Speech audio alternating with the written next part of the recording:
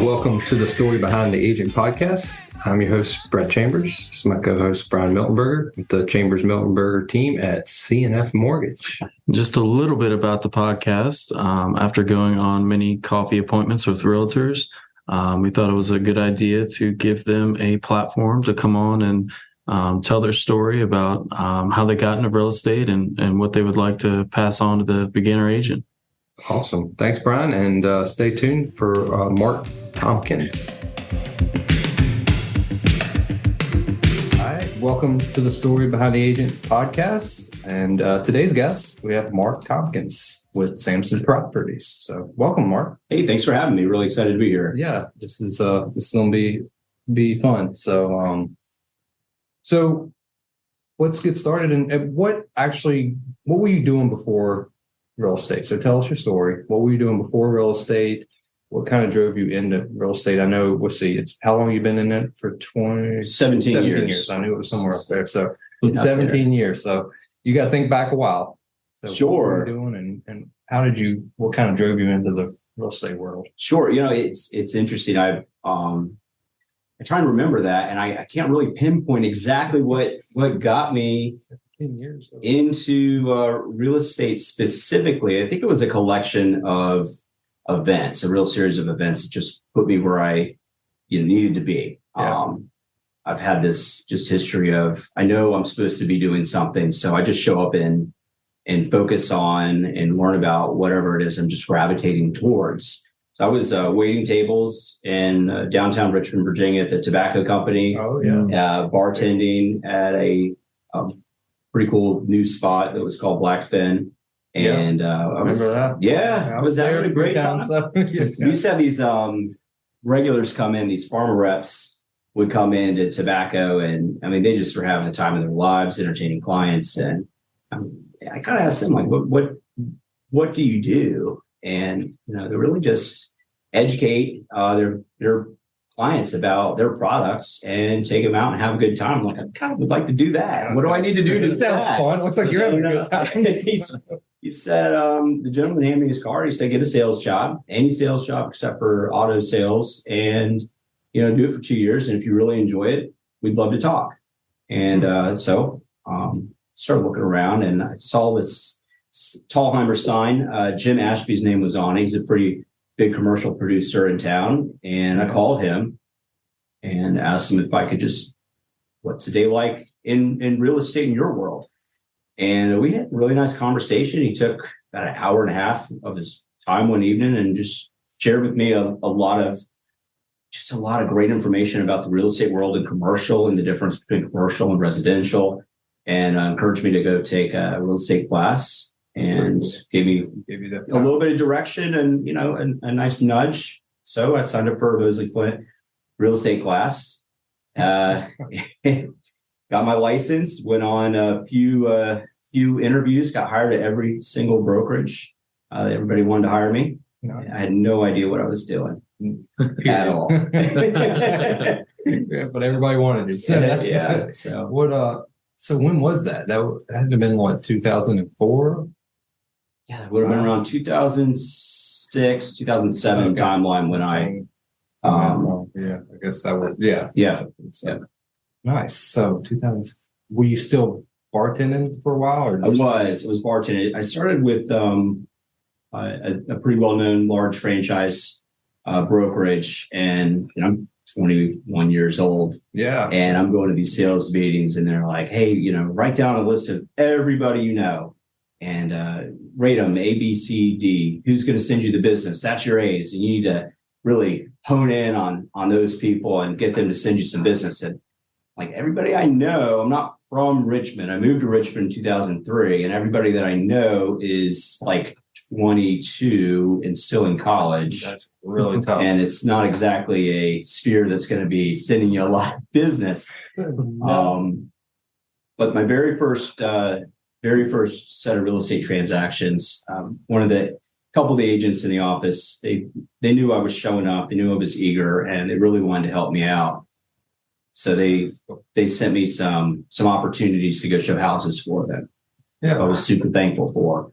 One of the agents had a bunch of investment properties that needed to be liquidated, and she sent me on as a co-listing agent, and I got my first listings that way, just by showing up and being available and interested. That's pretty cool. So did you take the real estate side, and you said 2 years, were you plan on going back to this guy? Yeah, it's kind of funny. I got what was the mindset? Because you obviously found a sales job when he told you to. So absolutely. And I showed up and I took it seriously and I worked really hard on it. And I came across his card, right around that 2-year mark.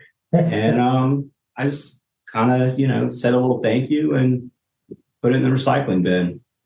That's pretty awesome. So this is where I'm supposed to be. You were passionate. I'm sure you were passionate about it because you're passionate about things you get into.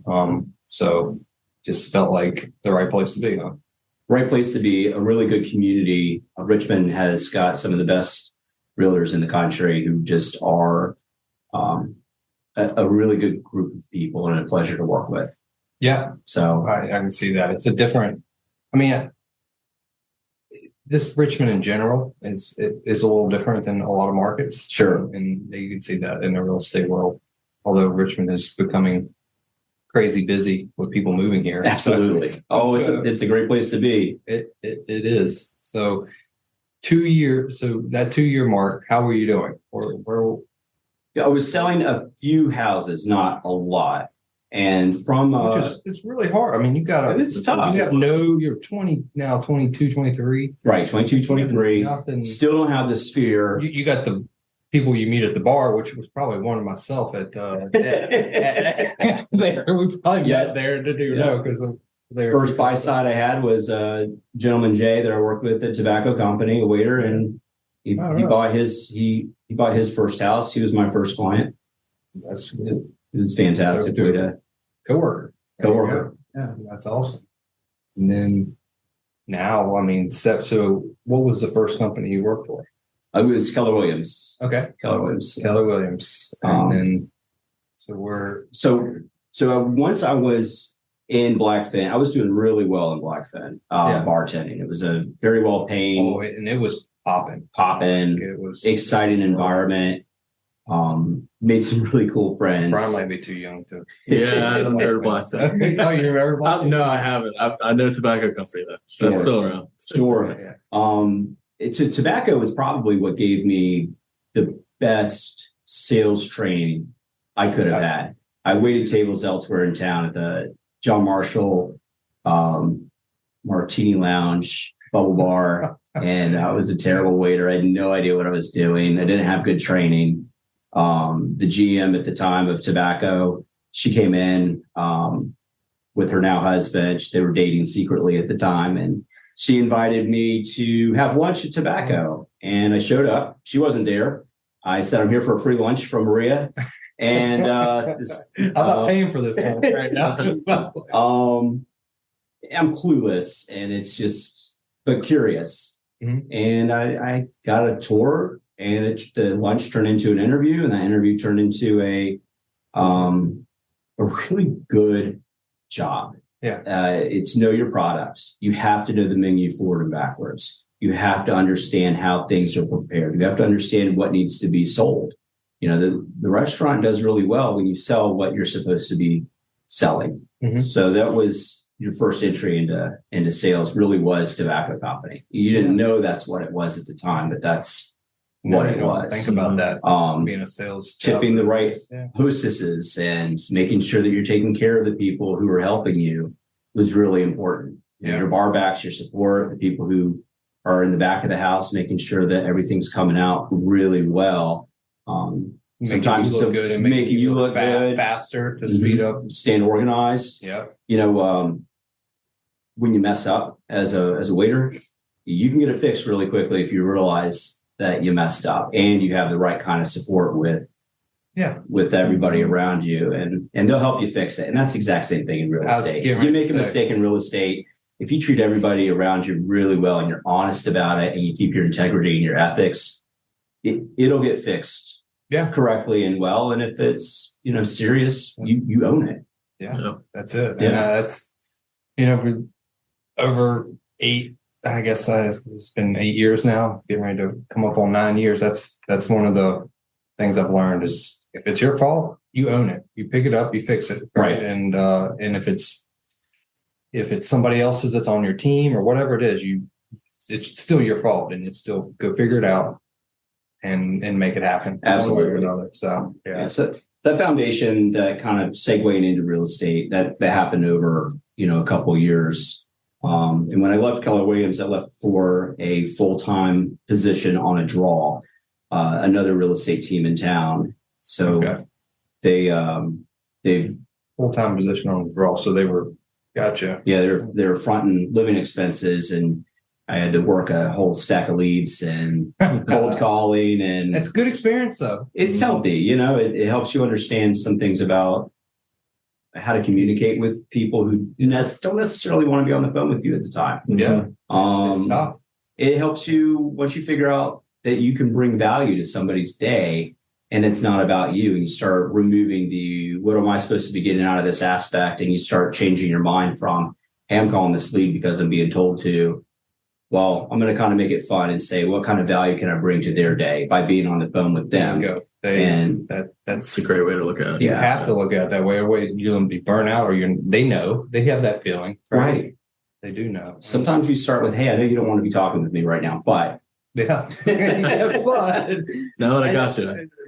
And that's funny you say it because,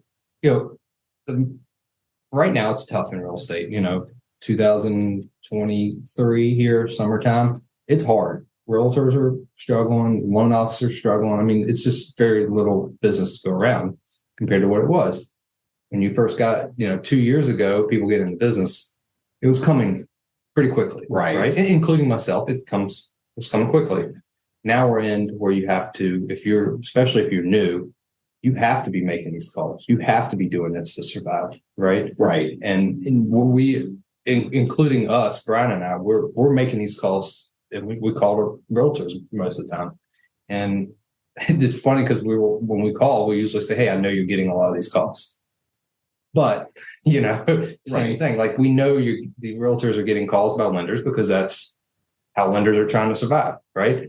And it might catch them at the right time, might be the good personality fit. You don't know, right? And what it is, but you got to change that mindset and say, hey, I want to come to help. Maybe this isn't the right time. Maybe it is. I don't know. Instead of just going, I have to do this. Right. Kind of thing. Like, you really, truly come with hey, we're here to help one way or the other. Right. So, yeah, that's pretty cool that you had that training. So, yeah, it helped out. It was tremendous. It helped out. It does. It definitely did. I mean, look at you now. I mean, you've been 17 years. You're killing it. Like, I know you're not as busy as you want to be at this time of the year, but no one is. Right. So, but still killing it, still doing really well, and just, sky's the limit in this business, especially, and you took advantage of it, right? Absolutely. And that's your I feel like that's your mentality too. Like, you get passionate about things. I can tell, and then you go all in, and you really enjoy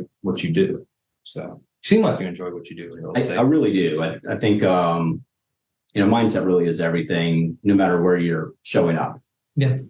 And, I think I had a great experience. After my son was born, we had a doula at the birth, and I had no idea what this person was doing. Why is she there? What is it? And, this was part of my mindset shift in my business and in my life. Was after he was born, Seamus was born, I realized this person was here to, really educate us about what to anticipate with a birth at a hospital and a birth in general.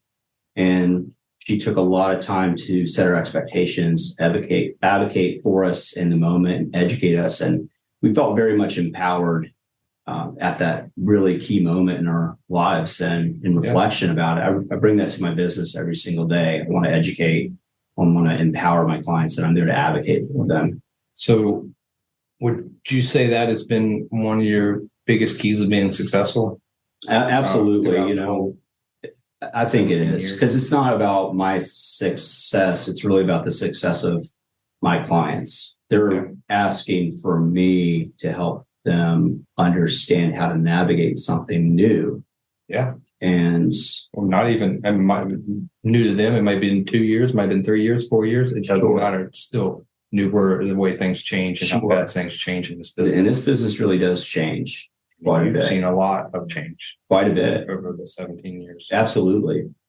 The way that realtors communicate with each other is completely different now than it was when I first got into the business. Yeah. I wrote contracts on paper, and now I can write a contract while I'm looking at a home so that it can be the first one to be delivered. Yeah. And I've written contracts and sold homes in driveways just after the showing, because we had to be the first ones there. We had to really make the push for this is right. We know what we're trying to accomplish. This is ours. Here. We're going to make it easy for the sellers to, make a quick decision that we're the ones they want to work with.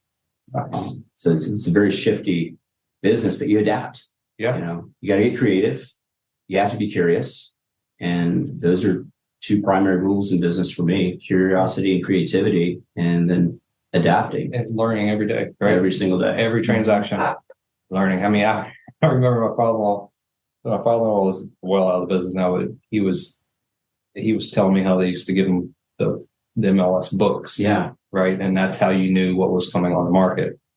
And they would give them out once, I don't even know, it was once a week or twice a week or something once. And that's how you knew. And then by the time you got there, it might be off the market. Right. You literally drive around and tell each other in your brokerage which houses are coming on the market. Right. A lot of times. Right. Yeah. It's just crazy. And then your only way you could get the book is to have a realtor license. Like you weren't allowed to have a book. Sure. And I think a lot of people look at Now you got Zillow, everything. So it's different, right? A lot of folks will look at realtors, and they think of gatekeeper. They're the ones who have the information. And that's maybe something that was not, inaccurate, but, was true that you got the information. But the information is not necessarily the most valuable part of real estate. And I think that's something that the big brokerages that are, trying to really put their foot in the way of what we do for a living, they don't have the ability to adapt to the local market or to understand the intimate needs of a home seller or a home buyer, really well. And that's why I'm not worried about our industry going anywhere. That's 100% correct. They've tried. So many people have tried, but the advice, people come to you looking. The information on the house is right there, but they come to you looking for your expertise about, do you think this is a good fit for my family? What's the next steps? Can you help us write this contract? The things, they need your support, your expertise, not just here's information about the house. Do you want it or not? Sure. The home buying process is extremely intimate. You don't really know what you want when you're having that first conversation about your first home, especially when it's, it's equally as hard actually when it's a couple or a single person. Yeah. It's equally as hard because sometimes they're looking for you to help them be the sounding board for their decision making. And you have to figure that out too, right? When absolutely. And with couples, they often are trying to figure out what the other person in the relationship is trying to accomplish. So there's a lot of conversation that you need to stimulate and help facilitate so that it happens. So you want to foster that experience as much as you can into something that's, positive. And sometimes buying a home is not the right thing to do. Yeah. And coming to that conclusion is important. Or sometimes it's not. It looks good on paper and you get really excited about it. And after I've been working for a while with clients, I pretty much know what they're looking for. And I'll go look at it and preview it for them before they take time out of their day and share with them what my thoughts are. Yeah. It's get to the know as quickly as possible. Is this a good house? No. Why not? Here's why. Yeah. Mm-hmm. Is this home have conflicts with potential resales? Get to the know as quickly as possible. And if your knows, as a professional, don't bother your buyer, is probably a pretty good home for them. Yeah, that is true. That's 100% true. It's had our coach on a podcast that we were listening to, and I don't know if you remember this, Brian, but he was talking about, these big companies that in Rocket Mortgage, some of the, and don't get me wrong, they, like he says, they're great companies. They're amazing companies. They do really well. They market like crazy. They get so much, and they've tried to come in and capture, but they can't. Like that whole experience and somebody looking for the lender to tell them, to read over the loan estimates, to help them guide them in the right direction, and what loan product, because there's so many out there, the reassurance that they need.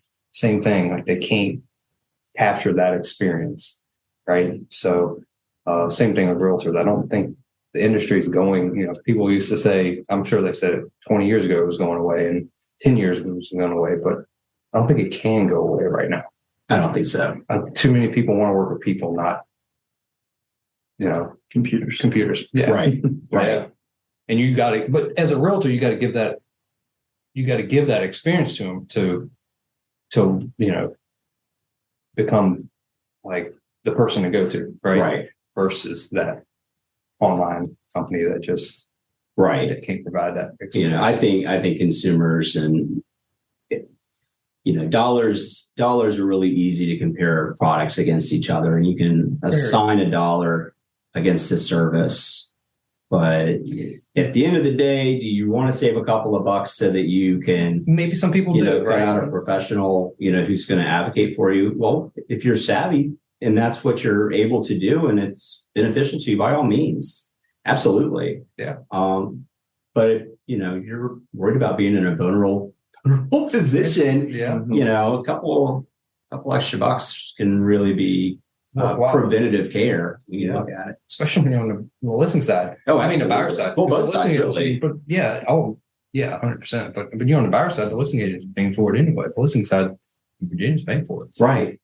Why are you so worried about that commission? Well, on the listing side, I mean, the conversation does come up frequently where sellers want to see what services look like without a professional representing them, and sometimes it works.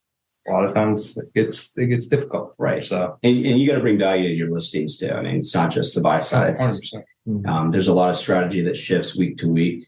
When I do a listing, I call every agent that has a comparable listing that's currently under contract and get a read for the expectations. What expectations did you set for your seller? Were they did you exceed or meet them? And again, being back in Richmond, the agents are pretty kind with.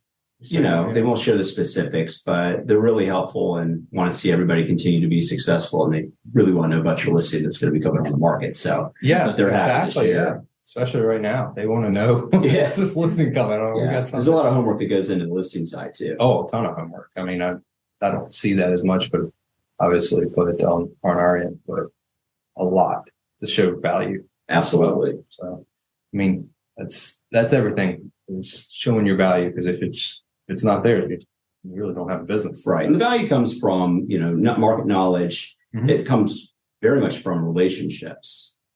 It's not uncommon for me to call. You're very good at that. I try to take care of the people who help me out. There's a appraiser, Frank Wright. He's one of the top appraisers in town in my book. And we run into something a little bit concerning or questionable, or there's just not a comp available to support the listing. He's very much made himself available to me.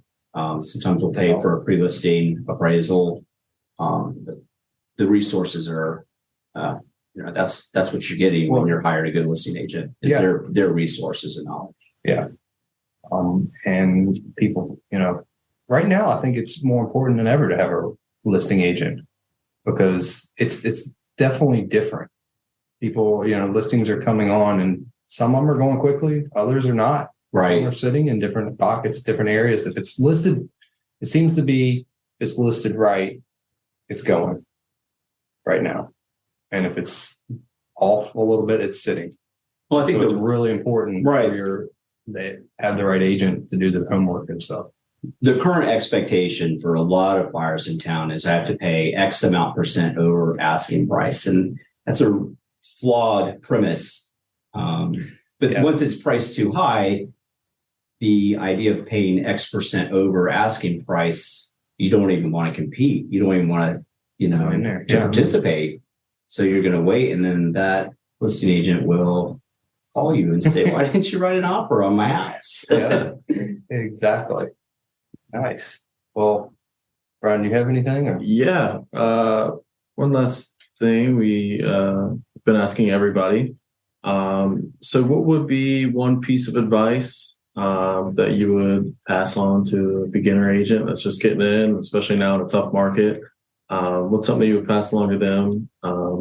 Somebody who's been in it 17 years.